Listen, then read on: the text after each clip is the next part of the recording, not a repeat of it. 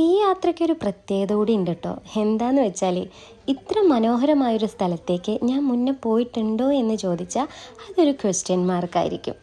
നമ്മളിന്ന് പോകുന്നത് കോഴിക്കോടിൻ്റെ കാന്താര എന്ന് വിശേഷിപ്പിക്കുന്ന വള്ളിക്കാട്ടുകാവ് ഭഗവതി ക്ഷേത്രത്തിലേക്കാണ് കേട്ടോ. റീൽസിൽ കണ്ട് ഇൻസ്പയർ ആയിട്ട് തന്നെയാണ് നമ്മൾ അങ്ങോട്ട് പോയിട്ടുണ്ടായിരുന്നത്.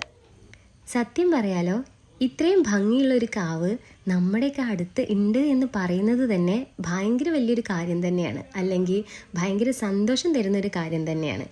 എന്തുകൊണ്ട് മുന്നേ പോയില്ല എന്നായിരുന്നു ഞാൻ വിചാരിച്ചിട്ടുണ്ടായിരുന്നത്. അമ്പലത്തിലേക്ക് പോകുമ്പോൾ ഇതുപോലൊരു കാട്ടുവഴി കൂടെ വേണം നടന്നു പോകാനായിട്ട്. വെള്ളത്തിലൂടെയും അല്ലാതെയും നമുക്ക് അങ്ങോട്ട് നടക്കാൻ പറ്റും കേട്ടോ.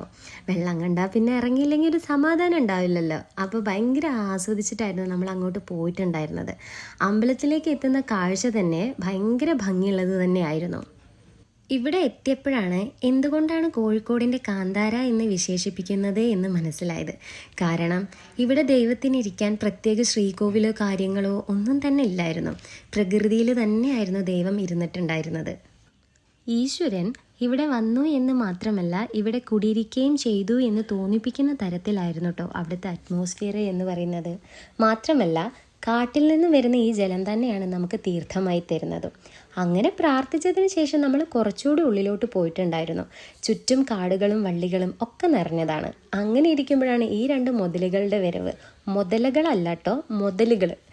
അങ്ങനെ നമ്മൾ കുറച്ച് നേരം കൂടെ അവിടെയൊക്കെ ഒന്ന് ടൈം സ്പെൻഡ് ചെയ്തിട്ടുണ്ടായിരുന്നു. കാരണം ഈ കുട്ടിക്കുരങ്ങന്മാരുടെ കളിയൊക്കെ കാണാൻ നല്ല രസമുണ്ടായിരുന്നു.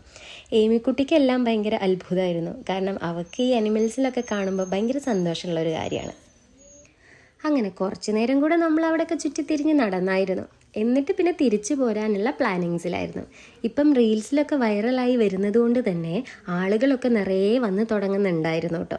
നമ്മൾ ചെല്ലുമ്പോൾ അധികം ആരും ഇല്ലെങ്കിൽ കൂടിയും തിരിച്ചു വരാറായപ്പോഴത്തേക്കിന് അത്യാവശ്യം നല്ല തിരക്ക് വന്ന് തുടങ്ങിയിട്ടുണ്ടായിരുന്നു.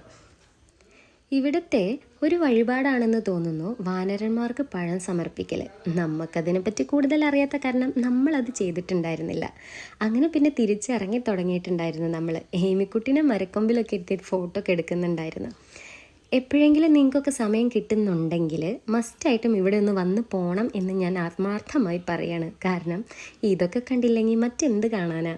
അങ്ങനെ പുറത്തിറങ്ങിയപ്പോഴാണ് വെയിലിൻ്റെ ആഘാതം മനസ്സിലായി തുടങ്ങിയത്. അപ്പോൾ ടാറ്റാ.